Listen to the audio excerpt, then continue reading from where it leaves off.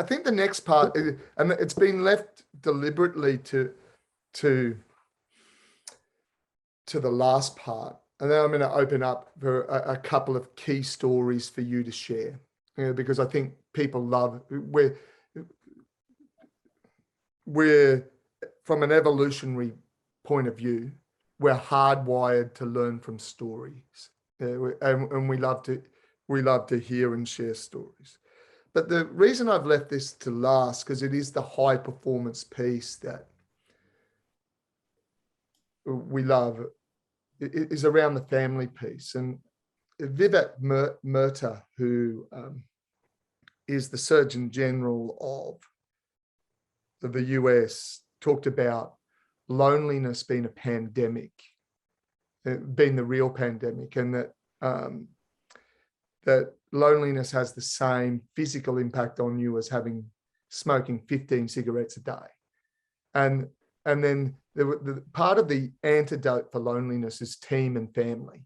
And you're from a phenomenal family, a great family, which is continuing. And so it's such a privilege for me to also acknowledge your two girls, the one who's currently vice captain of the college up at Stuart Home, and your other daughter that was announced last week as the college captain of Stuart Home for next year.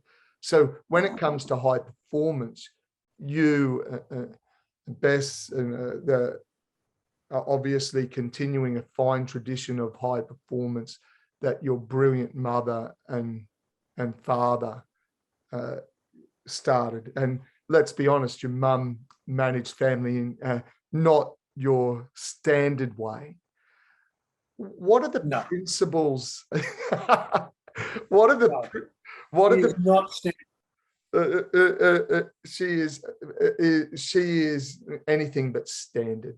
That is for sure. And we'll give an opportunity to share some stories a little later on. What are the principles for you that are important in family? Because as much as you are high performance, as in sport, in business, in sports governance, really you are from a high performance family, and from the great Cyril Towers, who started running rugby in Randwick, all the way through your mum, your dad, and very varied pathway.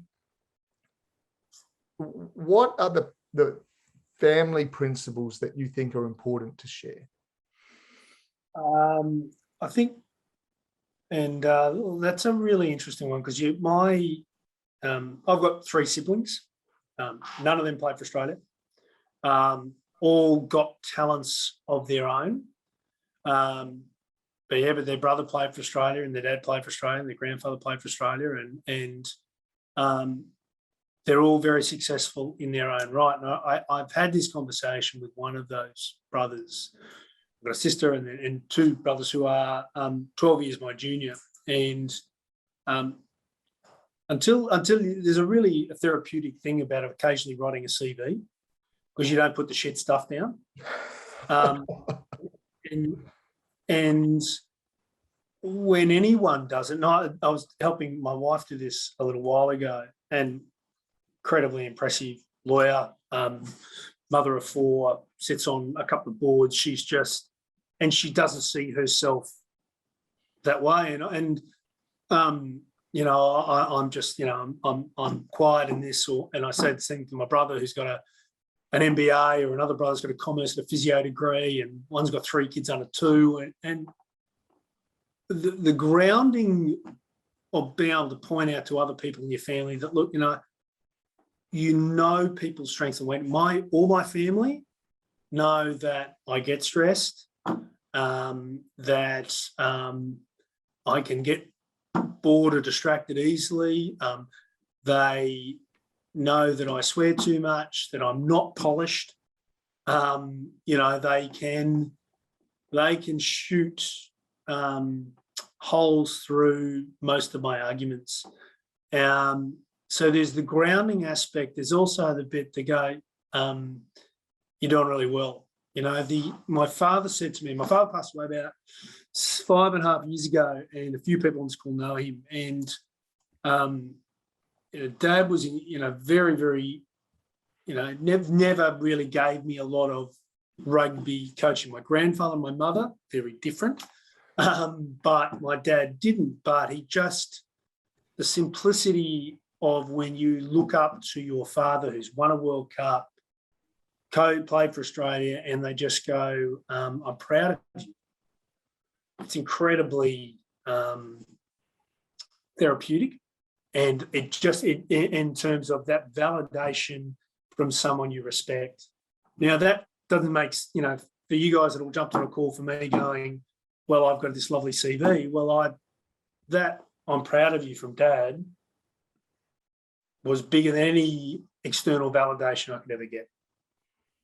So I didn't hear it from my grandfather. He passed away when I was 12, but that sort of feeling would have been amazing. So I think family keep you, and it's cliche, keeps you grounded. They can also lift you up. They can also help you aspire. I also think they can keep you down. There'd be families where, I think when you, I love the book. What's the bloke that went to Yale? Hillbilly Elegy, and he's fought against the family and the claws that have gone against that. I love that people can recognise and break out of that and see themselves as success. So, my favourite part of my life is actually growing up on the showgrounds in the carnivals. For one of you, I'm a carny. To translate, we call ourselves showies in Australia, but where I didn't go to school, Mum taught me. That is the best part of my life, unequivocally. And that embedding of that period was incredibly important because I got beat up a lot. I learnt some School of Hard Knocks. I got very good maths because I was doing numbers all the time. That's the favourite part of my upbringing in my life, that all these other things I look as validation of those trying hard, competing hard, never giving in, never accepting someone that goes, you're not quite good enough. I was told that 6 months before I played for Australia that I wouldn't be good enough to play first grade, and you latch onto those and you go, you know what, bugger you, I'm going to beat you. So there's all those sorts of things, but families anchor, be it speaking to my kids, speak to my wife, speak to my mother, and please put aside a few more hours if you want to do that. But I consider it a great privilege to have grown up in the family, a fortunate privilege to grown up in the family that I grew up in. And as you should.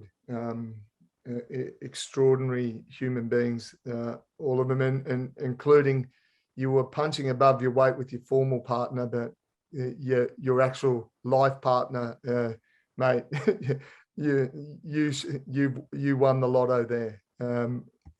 Wins, mate. That was good. I think we started with winning, didn't we? We started with winning. Yeah, but I think we also, and I think it's also a great story because I know there's a lot of people here with children who aspire to be something and to be better, and the whole story of never give up. At school, you went through the process of being in the B team for most of your rugby career at our great school. Of course, you went on then to accelerate to great things. So the never give up, it's easy to talk about it as a soundbite, but you are a poster boy for what resilience actually looks like, and the ability to have a belief, as you talked about, I just believed I'd play for Australia. And that belief, the fact that you were able to bring that to life is a great credit to you. And then actually, at the end of the day, the reason I started with rugby and then sports administration it's actually what you've achieved post and what you are as a person that's the most impressive thing to me.